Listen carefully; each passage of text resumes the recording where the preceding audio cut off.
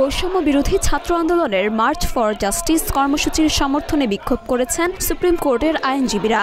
জানা যায়, বুধবার দুপুর 1:45টার দিকে সুপ্রিম কোর্ট বার ভবনের সামনে থেকে বিক্ষোভ মিছিল বের করেন তারা।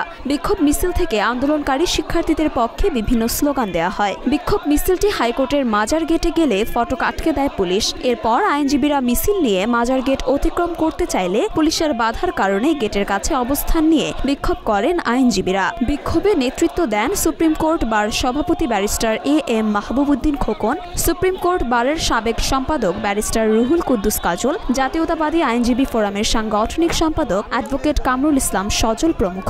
বিক্ষোভে 2 শতাধিক আইনজীবী অংশগ্রহণ করেন। এর আগে মঙ্গলবার দেশের সব আদালত, ক্যাম্পাস ও রাজপথে মার্চ ফর জাস্টিস কর্মসূচি পালনের ঘোষণা দেয় বৈষম্য বিরোধী ছাত্র আন্দোলন। সংগঠনটির অন্যতম সমন্বয়ক আব্দুল কাদেরের পাঠানো এক বিজ্ঞপ্তিতে এ কর্মসূচি ঘোষণা করা হয়।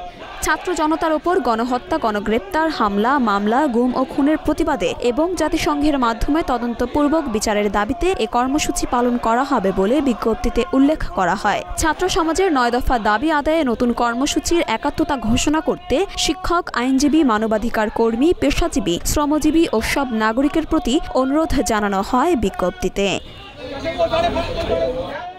মরিয়ম মিম, ঢাকা পোস্ট।